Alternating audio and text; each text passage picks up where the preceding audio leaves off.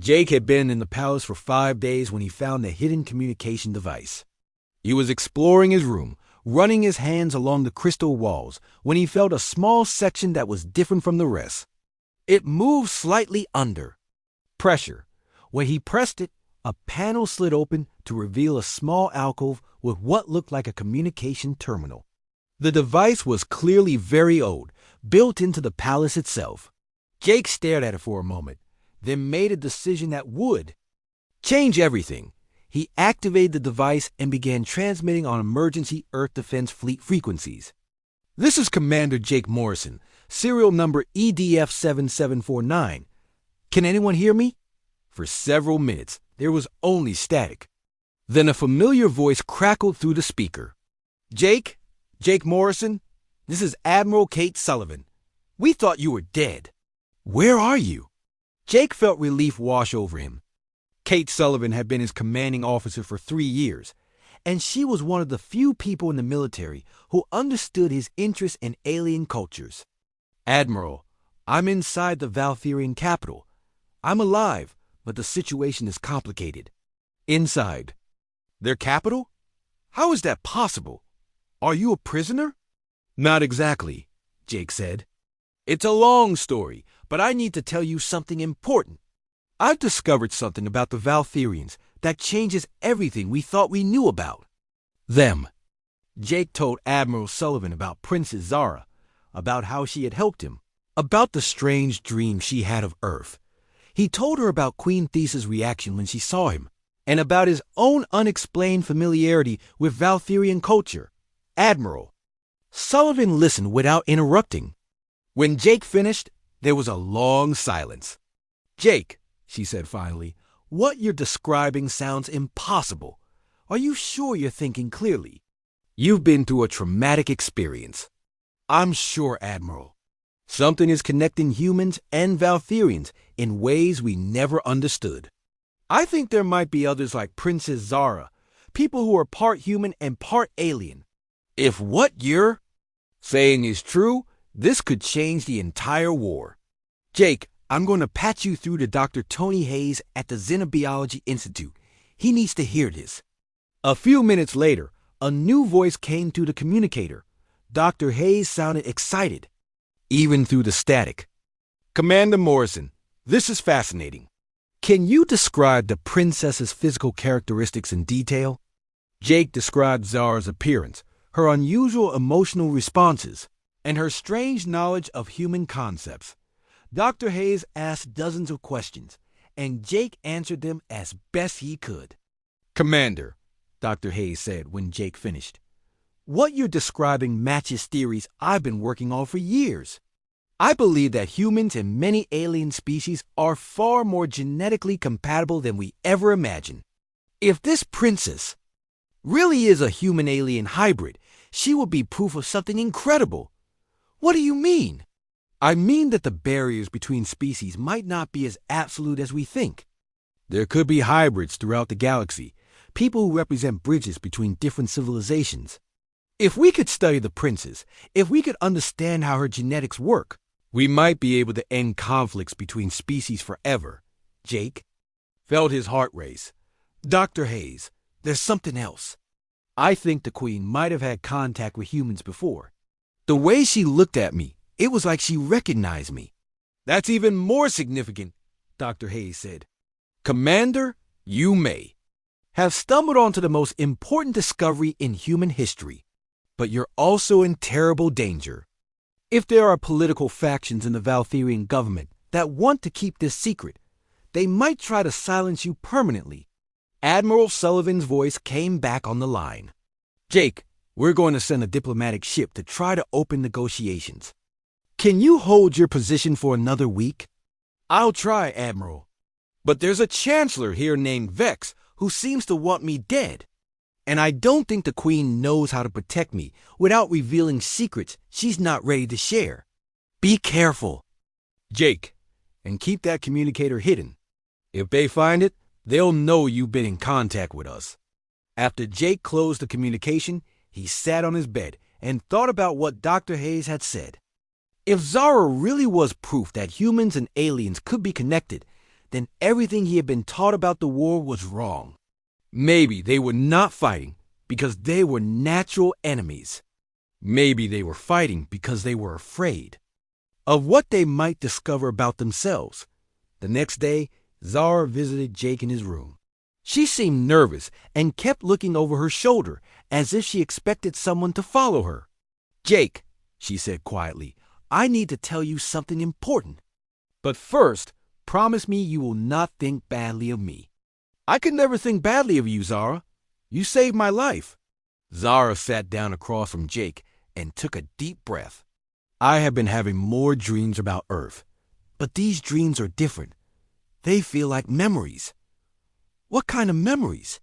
"I dream of a woman with dark hair and kind eyes. She is in a place with white walls and strange machines. She is working with samples of blood and tissue, trying to understand how different species could live together. And in the dreams I know that this woman is important to me, but I do not know why." Jake felt his skin prickle. "Zara, do you know this woman's name?" "In the dreams, people call her Dr. Carter, Dr. Lisa Carter." Jake's mind raced. Dr. Lisa Carter. The name meant nothing to him, but something about it felt significant. "Have you told your mother about these dreams?" "No, Mother does not like it when I talk about my dreams of human things. She says they are just imagination." "Zara, I think your dreams might be more than imagination. I think they might be genetic memories passed down from someone who actually knew this Dr. Carter." Zara stared at him. "What do you mean?" Before Jake could answer, the door to his room opened and Commander Lyra entered with 2 guards. "Princess," Lyra said formally, "the Queen requests your immediate presence in the throne room. And Jake Morrison, you are to come as well." Jake and Zara exchanged worried glances. This did not sound like a social visit.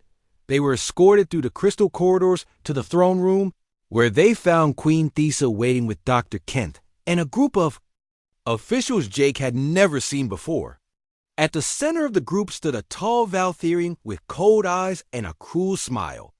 "Ah, Princess," the tall Valtherian said in perfect English. "And our human guest. How convenient." "Chancellor Vex," Zara said, and Jake could hear the dislike in her voice.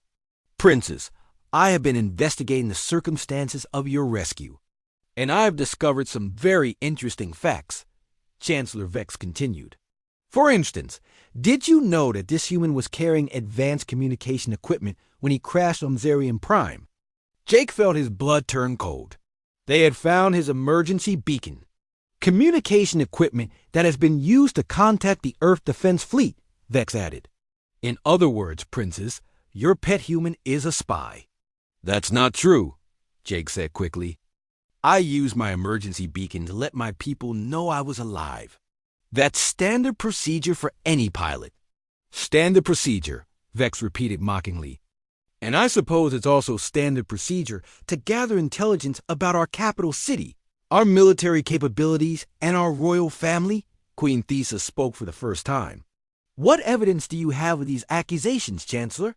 Vex smiled coldly and activated a holographic projector. The air filled with images of Jake's communications with Admiral Sullivan and Dr. Hayes. The recordings have been edited to make it sound like Jake was reporting military secrets rather than personal discoveries. "As you can see, Your Majesty, this human has been systematically gathering information about our society and transmitting it to his military commanders. He is not the innocent refugee the princess believes him to be." Zara stepped forward angrily. "You are twisting his words. Jake would never spy on us." "He saved my life." "Did he, Princess? Or did he stage the entire encounter with the Shadow Wolves to gain your trust?" "It would not be the first time humans have used deception to infiltrate our society." Jake realized with growing horror that Vex had built a perfect trap.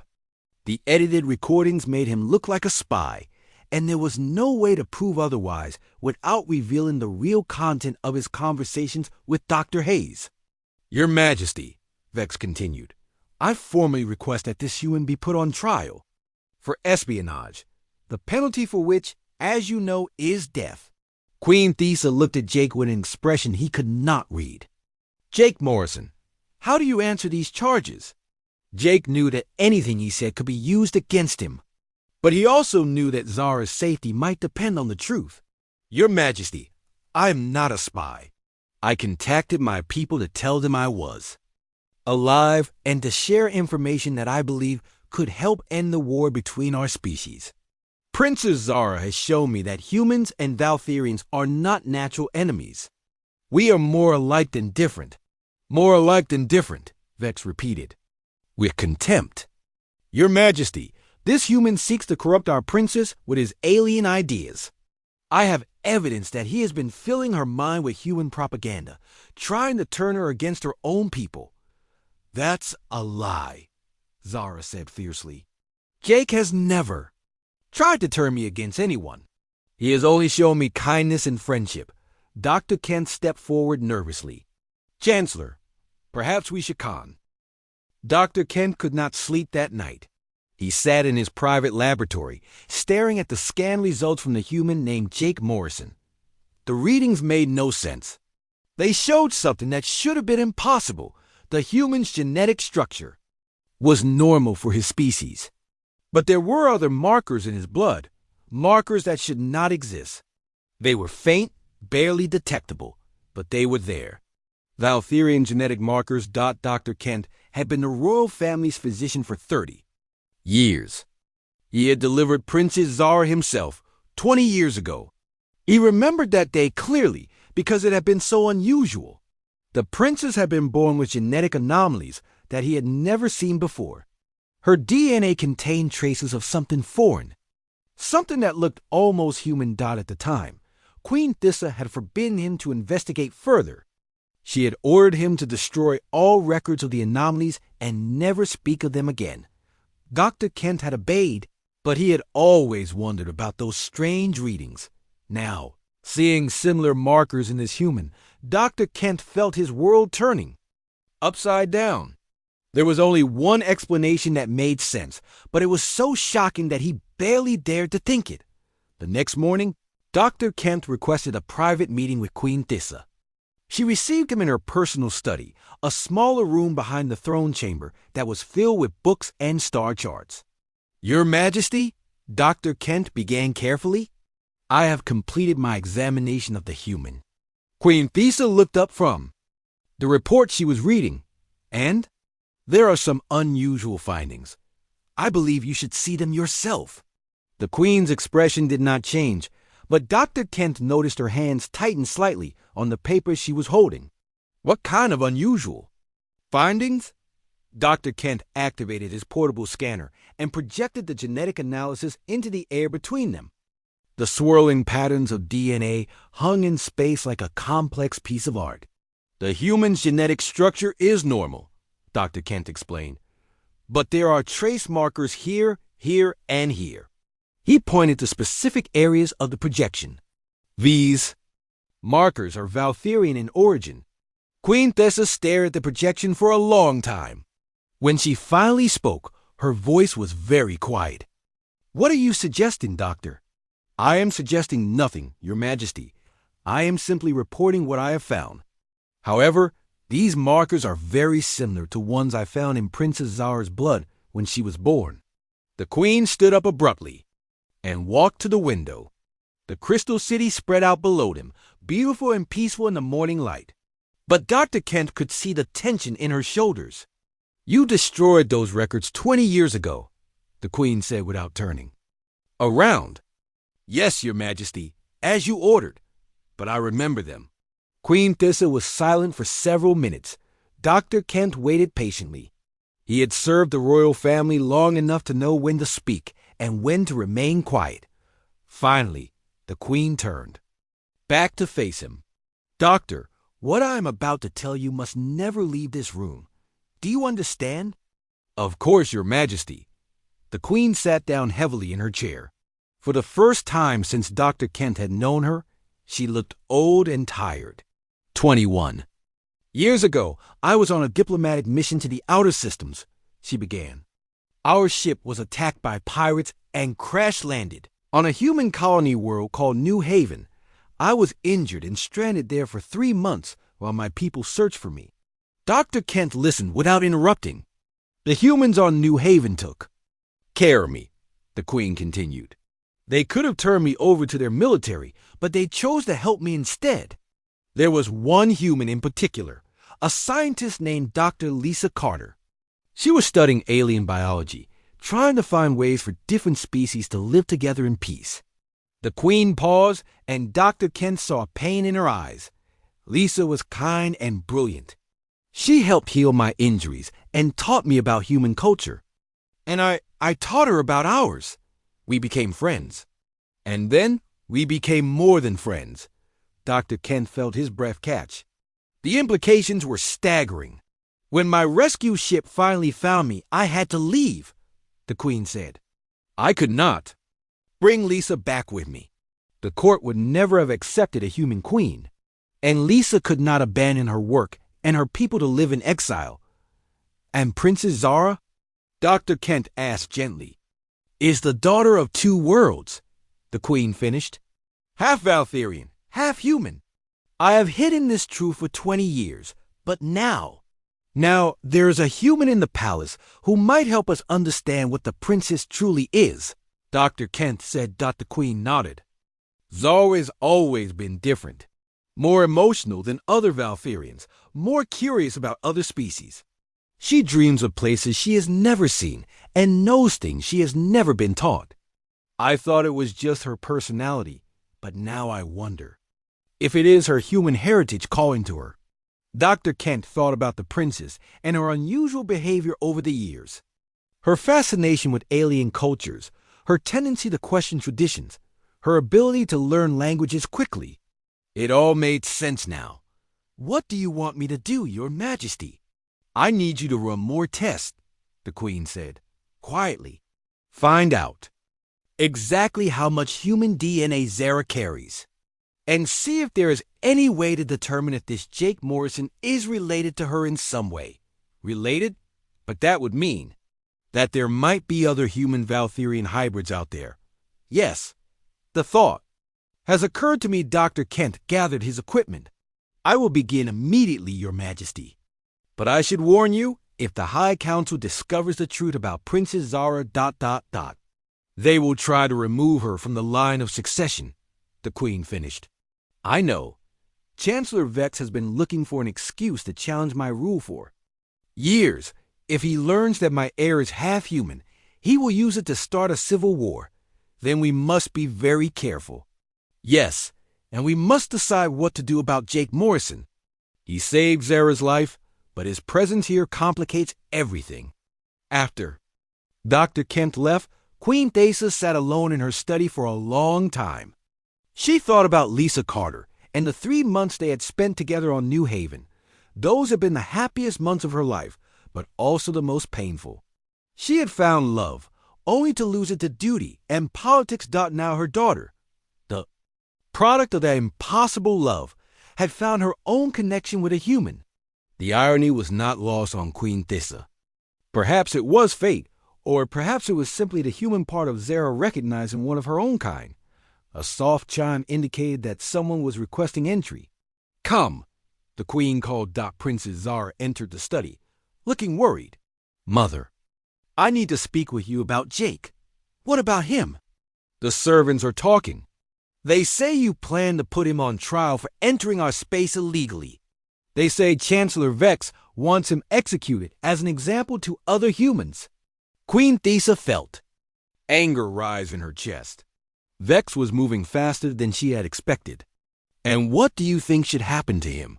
I think he should be honored, not punished, Zara said firmly. He risked his life to save someone he had never met. That is not the action of an enemy. Some would say it was just human instinct. Humans are known for their protective behavior.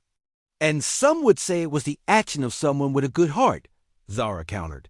Mother, he could have escaped when the Shadow Wolves attacked. He could have left me to die and saved himself.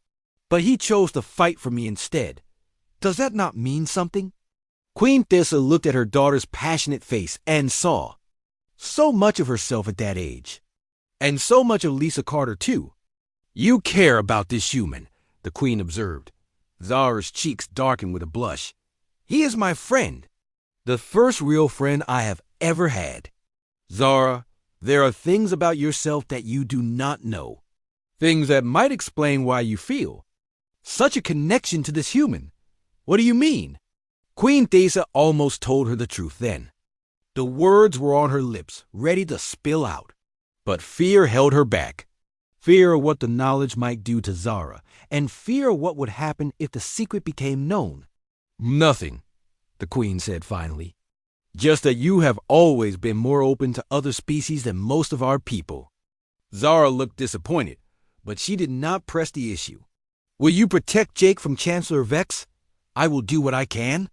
But Zara, you must understand that having a human in the palace creates problems. There are many who see it as a sign of weakness. Then they are fools, Zara said with surprising anger. Jake is worth 10 of Chancellor Vex's supporters. After Zara left, Queen Thesa called for Commander Lyra. When the loyal soldier arrived, the Queen gave her specific orders. I want you to assign your best guards to watch Jake Morrison. Tell them they are protecting him, not guarding him. And I want to know immediately if Chancellor Vex or any of his people try to approach the human. Yes, Your Majesty. May I ask? Why? Because, Queen Thesa said, that human may be more important than any of us realize. Meanwhile, in his comfortable prison, Jake was trying to understand the strange world he had found himself in. Servants brought him food and books written in Valtherian script that somehow he could partially understand. Guards stood outside his door, but they were polite and even helpful when he had questions. The most confusing thing was how natural everything felt. The crystal architecture that should have seemed alien felt familiar. The flowing Valtherian language that he should not have been able to understand made sense to him in ways he could not explain. The sound of ships came again the next morning, but this time they were different.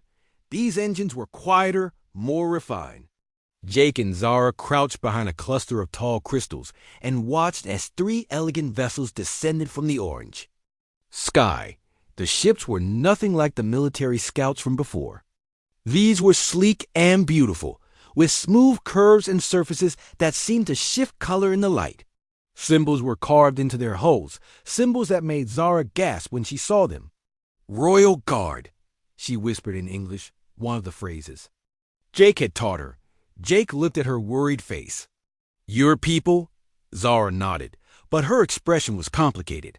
She seemed relieved and frightened at the same time. She pointed to herself, then to the ships, then made a gesture that looked like chains around her wrists. Jake understood. These were her people, but going with them meant she would be a prisoner in some way. He had seen enough royal courts in Earth's history books to know that being a princess was not always a blessing. The ships landed in a clearing not far from where they hid. Soldiers in shining armor stepped out, followed by a tall figure in robes covered with golden threads. The robed figure raised a device that looked like a crystal wand and spoke into it. Princess Zara of House Valkyrie, the voice echoed through the forest in the same musical language Zara spoke. By order of Queen Thesa, you will return to the capital immediately. Your safety is our highest priority. Zara closed her eyes and took a deep breath. She looked at Jake with an expression that broke his heart. She was going to surrender herself to save him. No, Jake said firmly. There has to be another way. Zara shook her head sadly. She pointed to Jake, then to the soldiers, then drew her finger across her throat. If they found him, they would kill him. But if she went with them willingly, he might have a chance to escape. Jake grabbed her hand. We go together, or we do. Not go at all. Zara stared at him in surprise.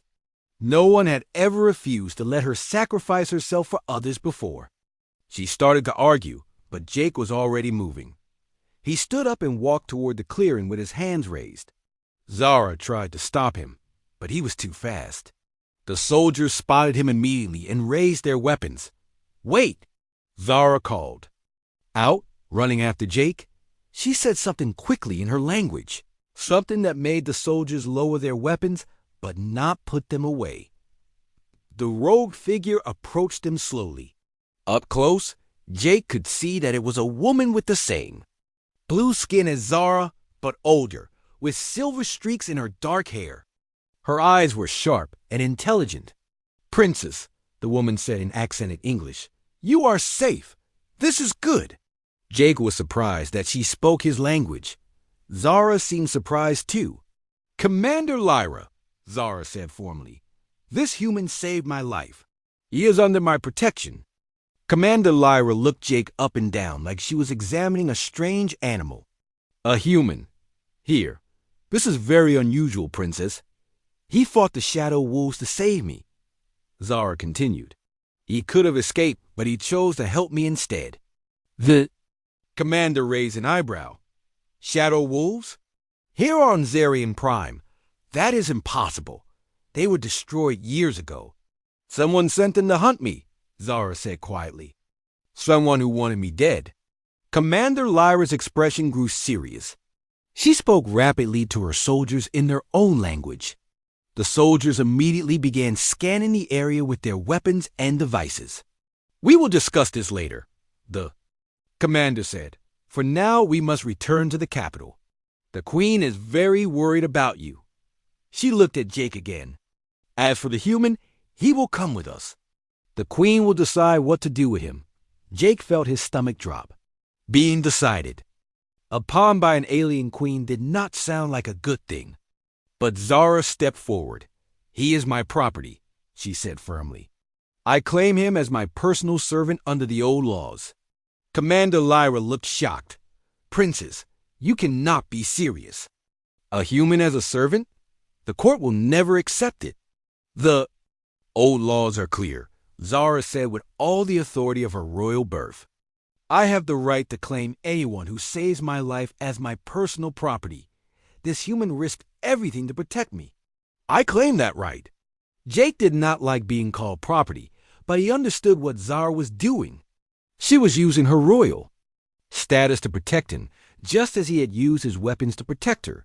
Commander Lyra looked unhappy, but she nodded. "Very well, Princess.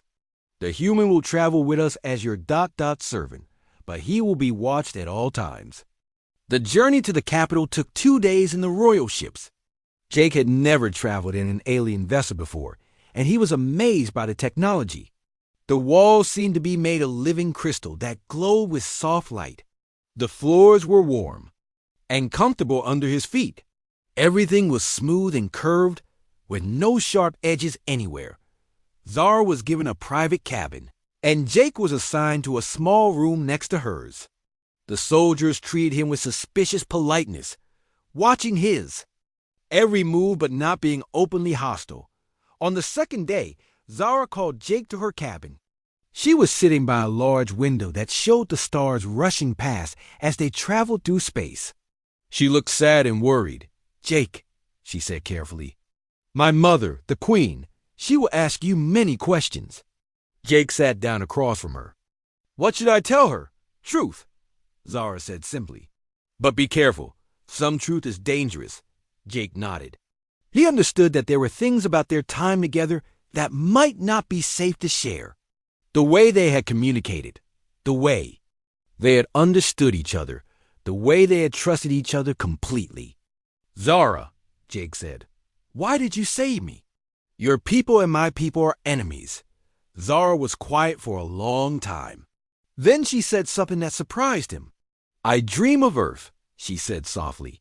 "Since I was a small child, I dream of blue sky and green grass. I dream of creatures called dogs and cats. I dream of music and laughter. But I never see Earth. How I know these things?" Jake felt a chill run down his spine. "You dream of Earth?" Zara nodded. "My mother says dreams are not real. But when I see you, when I hear you speak, it feels like coming home." Before Jake could respond, the ship's alert system began to sound. Commander Lyra's voice came over the communication system. "Princess, we are approaching the capital. Please prepare for landing." Jake looked out the window and saw the most beautiful sight he had ever witnessed. The Valtherian capital was a city of crystal spires that reached toward the stars. The buildings seemed to grow from the ground like living things, all curves and flowing lines. Lights moved through the crystal like colored water, creating patterns that were both alien and somehow familiar. "It's beautiful," Jake breathed. Zara smiled sadly. "It is my home. But sometimes it feels like a prison." The ship landed in a docking bay that was bigger than anything Jake had seen on Earth. As they walked down the ramp, Jake saw hundreds of Valtherian citizens watching from behind barriers. They pointed at him and spoke in excited whispers that Commander Lyra led them through. Corridors that seemed to be made of liquid light. Jake had to concentrate to keep from stumbling as his eyes tried to adjust to the constantly shifting surfaces. Finally, they reached a pair of enormous doors carved with symbols that seemed to move when Jake was not looking directly at them. The doors opened silently, revealing a vast chamber beyond Dot. At the far end of the chamber, on a throne that looked like it was carved from a single massive crystal, sat the queen of the Valtherian Empire. Queen Thesa was tall and elegant, with skin that seemed to glow with inner light. Her hair was silver like Zara's, but streaked with blue. She wore robes that shifted color as she moved, and a crown that looked like it was made of captured starlight. But it was her eyes that made Jake stop breathing. They were the same deep blue as Zara's, but there was something else in them. Something that looked almost familiar. "My daughter," the queen said in perfect English. "I am so glad you are safe." Zara ran to her mother and knelt beside the throne. The queen touched her daughter's face gently, and Jake saw real love and relief in her expression. Then the queen looked at Jake, and her expression changed. She stared at him for a long moment, and Jake saw something that looked like shock cross her face. "So," the queen said slowly, "you are the human who saved my daughter's life." "Yes, your majesty," Jake said, trying to remember the proper way to address royalty. "Interesting," the queen murmured. "Very interesting indeed." She gestured to a figure standing in the shadows beside the throne. "Dr. Kent, please escort our guest to comfortable quarters. I believe he will need medical attention after his ordeal." The figure stepped forward, and Jake saw it was another Valtherian, but this one wore the simple robes of a healer or scientist. Dr. Kent bowed to the queen and gestured for Jake to follow Dot as Jake was led away. He heard the queen speaking quietly to Zara in their own language. The tone was urgent and worried. Jake caught a few words he recognized, including his name and something that sounded like impossible. Dr. Kent led Jake to a comfortable room with a bed, a desk, and a window overlooking the Crystal City. "Please rest," the doctor said in accented English. "I will return soon to check your injuries." Jake lay down on the bed, exhausted by the journey and the stress of meeting the queen, but he could not sleep. Something about the way the queen had looked at him bothered him. It was not just curiosity or suspicion. It was recognition. Hours later, Dr. Kent. The cave that Zara led Jake to was hidden deep in the crystal forest. It was carved into the side of a massive purple crystal that glowed softly in the darkness.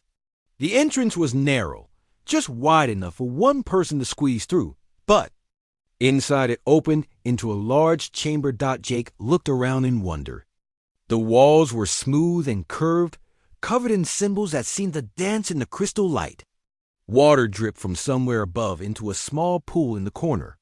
The air was cool and clean, a relief from the humid forest outside. Zara moved around the cave like she had been there before. She gathered some dried plants from a hidden alcove and started a small fire using 2 special stones. The flames burned blue and gave off a pleasant warmth without smoke. Jake sat down on a flat rock and watched her work. She was clearly not just some random person lost in the forest. Everything about her movements showed training and intelligence. The way she had led him through the dangerous crystal maze, the way she knew where to find this perfect hiding place. The way she handled the fire stones like an expert. "Who are you?" Jake asked quietly. Zara looked up from the fire and tilted her head. She did not understand his words, but she seemed to understand his question. She pointed to herself and said something long in her musical language. Then she made gestures with her hands, moving them in flowing patterns that looked almost like a dance. Jake watched carefully, trying to understand. She held her hands high above her head, then brought them down to rest on her heart. She pointed to the cave entrance, then to the sky, then back to herself.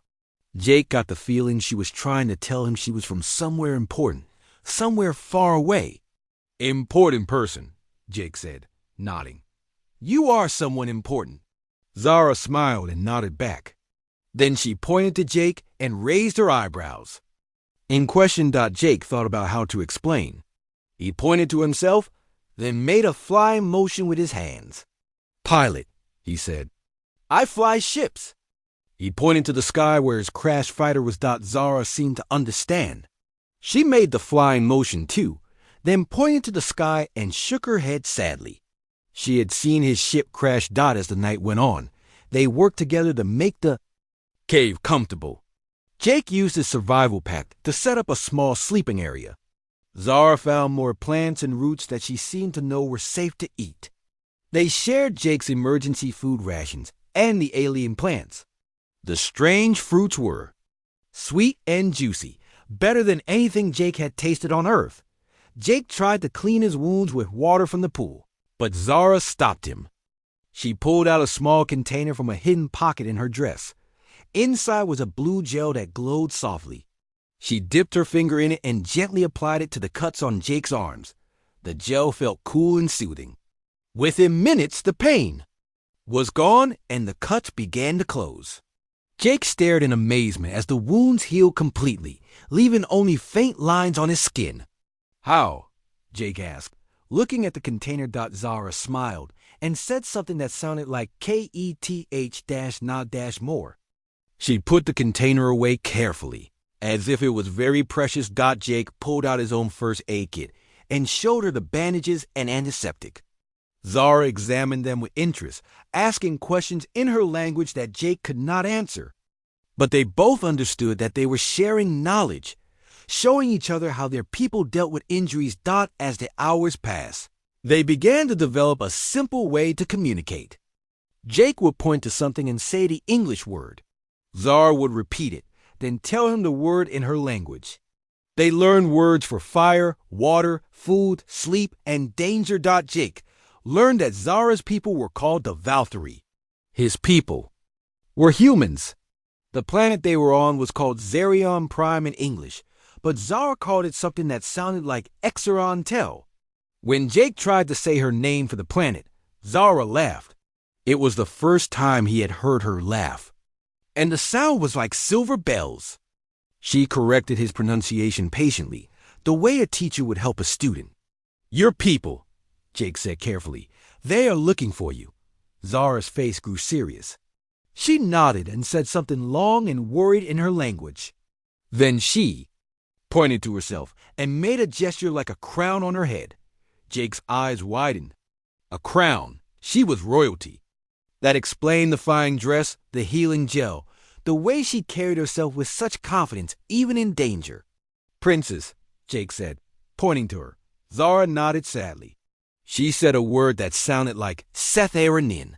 Then she pointed to the cave entrance and shook her head firmly. Jake understood. She was a princess, but she could not go home. Something had happened, something that made her afraid to return to her people. And those metal wolves had been hunting her specifically. Jake wanted to ask more questions, but Zara was clearly tired. She had been through a terrible experience, and the stress was showing on her face. Jake made a bed for her using his emergency blanket and some soft plants she had gathered. Zara looked at the simple bed and then at Jake's small sleeping area. She said something and tried to give him back his blanket. Jake shook his head and pointed to her, then to the blanket. She needed it more than he did. They went back and forth for a few minutes, each trying to give the other the better sleeping spot. Finally, Zara laughed again and said something that sounded like scolding.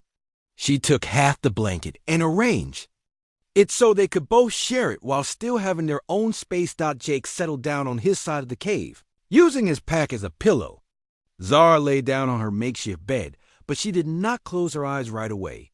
Instead, she stared up at the glowing ceiling and spoke quietly. Jake could not understand her words, but he recognized the tone. She was telling him something important, something personal. Her voice was soft and sad, with a loneliness that made Jake's heart ache. "I understand," Jake said gently. "You feel different from your people." Zara looked at him with surprise. Somehow, even without understanding the words, he had grasped what she was trying to say. She sat up and pointed to her chest, then to her head. She made frustrated gestures, like something inside her was fighting against itself. Then she pointed. To Jake, it made a peaceful gesture, like he made sense to her in a way nothing else did. Jake sat up too. He had felt the same way his whole life. Growing up on Earth, he had always been the one asking questions about other species, other worlds. While his friends wanted to fight aliens, Jake wanted to understand them. His commanders thought he was too soft, too curious about the enemy. "You think different," Jake said, tapping his temple. "Your people do not understand," Zara nodded eagerly. She pointed to herself, then to him, then made a gesture that showed two things coming together. Jake smiled. She was saying they were alike, that they understood each other in a way their own people might not understand. Zara lay back down, but she kept looking at Jake. She said something very softly, almost like a whisper. Jake did not know the words, but he felt their meaning. She was thanking him, not just for saving her life, but for understanding her.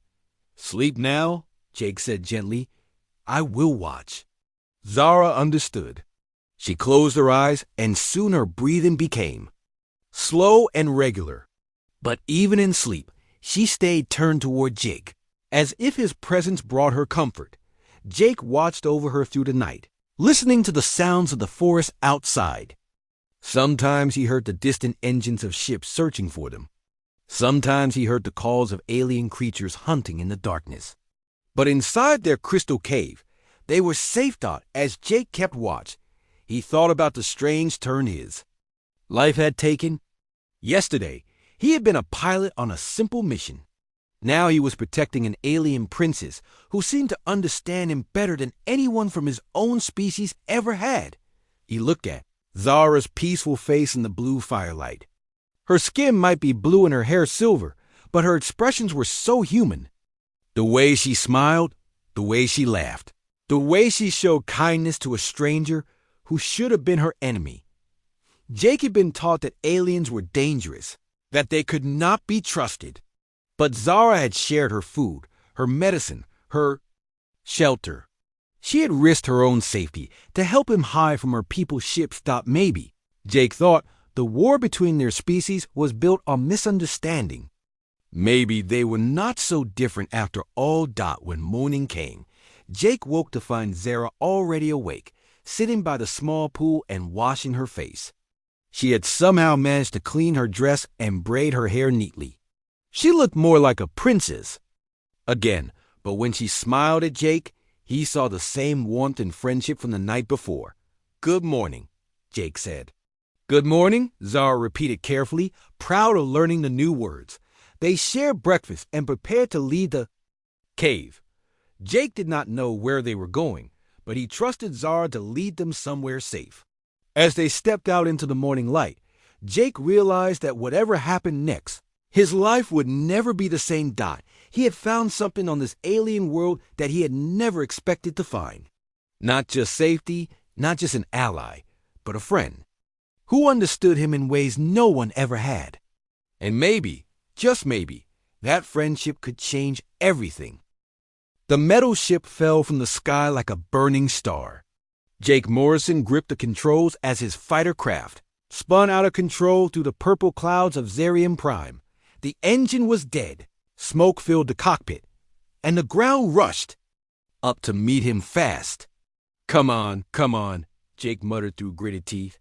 He pulled hard on the emergency lever. The parachute system hissed to life just seconds before impact. The ship hit the crystal forest with a thunderous crash that echoed. Across the alien landscape, Jake hung upside down in his pilot seat, blood dripping from a cut on his forehead. His ears rang and his vision blurred. Slowly, he reached up and unbuckled his safety harness. He dropped to what used to be the ceiling of his cockpit with a painful thud. The Earth. Defense Fleet had sent him here to watch the enemy. Simple job. They said, just fly around the planet, take pictures, and report back. Nobody mentioned the Valtherian patrol ships that came out of nowhere. Nobody mentioned their weapons could cut through Earth's best shields like paper. Jake kicked open the twisted door of his ship and crawled out into the alien forest. The air was thick and humid, with a strange sweet smell that made his nose wrinkle. Purple and blue crystals grew from the ground like giant trees, reaching up toward the orange sky. Some of them glowed with soft light, casting strange shadows. Everywhere Dottie checked his equipment. His radio was broken, his emergency beacon was fried, and his food supplies were scattered across the forest floor. But his sidearm still worked, and his survival pack was intact. Jake had been in worse situations during his 10 years as a pilot. The sound of engines made him look up. 3 sleek ships flew overhead, their hulls shining like mirrors. Valtherian. Scouts. Probably looking for him. Jake grabbed his gear and ran deeper into the crystal forest. He needed to find shelter before they spotted him. The crystals created a maze of passages and hiding spots. Jake moved carefully, trying not to make noise on the hard ground. Some of the crystals hummed with energy, and he could feel the vibrations through his boots. In the distance, he heard the calls of alien creatures that sounded like a mix of birds and machines. After an hour of walking, Jake found a small cave between 2 large crystals. He was about to duck inside when he heard something that made his blood freeze, screaming, and it sounded almost human. Jake followed the sound, moving from crystal to crystal like a ghost. The screaming got louder, mixed with strange clicking noises and what sounded like weapons fire. He climbed up a tall crystal and looked down into a clearing below. What he saw made his jaw drop. Young woman was running for her life across the clearing. She had long silver hair and pale blue skin, but her face and body looked almost human. She wore a flowing dress that sparkled like starlight, but it was torn and dirty. Behind her, 6 creatures chased her on 4 legs each. They looked like giant wolves made of black metal, with glowing red eyes and sharp teeth. The woman tripped and fell. The metal wolves circled her, their eyes glowing brighter. She raised her hands to protect her face and screamed again. The sound cut through Jake like a knife. Jake did not think. He just acted. He pulled out his sidearm and jumped down from the crystal. He landed hard but rolled to his feet and started shooting. The plasma bolts from his weapon hit the first wolf and sent it flying backward into a crystal wall. The other wolves spun around to face this new threat. Jake kept shooting, moving sideways to avoid their charges. These creatures were fast, but they moved in straight lines. Jake had fought against worse odds in the war against the Centauri rebels. 2 more wolves went down under his fire. The remaining 3 split up, trying to surround him. Jake backed up against a crystal wall, protecting his rear. 1 wolf leaped at him with jaws wide open. Jake rolled to the side and put 3 shots into its belly. It crashed to the ground and did not get up. The last 2 wolves were smarter. They stayed back and circled him, looking for an opening. Jake's weapon showed only 20% power left. He had to end this fast. The woman was still on the ground, watching with wide eyes that glowed like sapphires. Her fear was so real that Jake could feel it across the clearing. Something about her reminded him of his younger sister back on Earth. 1 wolf tried to jump over Jake to get to the woman. Jake threw himself backward, firing upward as the creature passed overhead. His shots hit home, and the wolf crashed down behind him. But the last wolf was already moving, racing toward the fallen woman. Jake sprinted across the clearing, but he was too far away. The wolf would reach her first. Without thinking, Jake threw his weapon at the creature. The heavy gun hit the wolf in the head, making it stumble. Jake dove forward and tackled the beast just as it reached for the woman. Jake and the metal wolf rolled across the ground, fighting for control. The creature was stronger, but Jake was more flexible. He wrapped his arms around the wolf's neck and squeezed with all his strength. The creature thrashed and bucked, trying to throw him off. Its metal claws scratched deep cuts in his arms, but Jake held on. The wolf's red eyes began to flicker.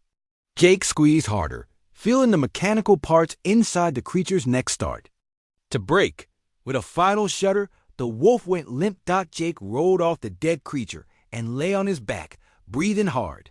His arms were bleeding and his ribs hurt from the fight, but he was alive. And so was the woman. She was sitting up now, staring at him with those incredible blue eyes. She said something in a language that sounded like music mixed with wind. Chimes. Jake did not understand the words, but her tone was clear. She was thanking him. Jake sat up slowly, wincing at the pain in his ribs. The woman was even more beautiful up close. Her blue skin had a soft glow, and her silver hair moved in the breeze like liquid metal. But it was her eyes that held him. They were so human, so full of emotion and intelligence. She spoke again, pointing to herself.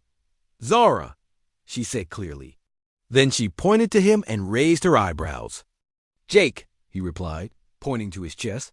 "Jake Morrison." She smiled, and it was like the sun coming out from behind clouds. "Jake Morrison," she repeated, her accent making his name sound exotic and interesting.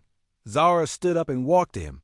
She was tall, almost as tall as Jake, and moved with a grace that reminded him of dancers from Earth. She knelt beside him and examined his wounded arms. Her touch was gentle but firm as she looked at the cuts.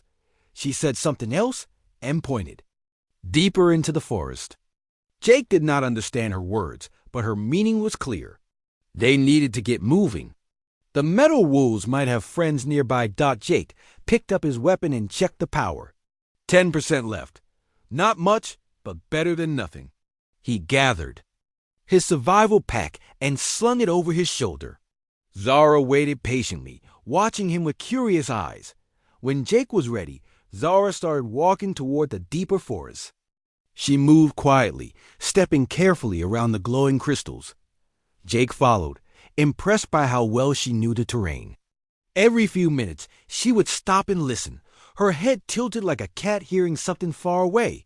They had been walking for 20 minutes when Zara suddenly grabbed Jake's arm and pulled him behind a large crystal.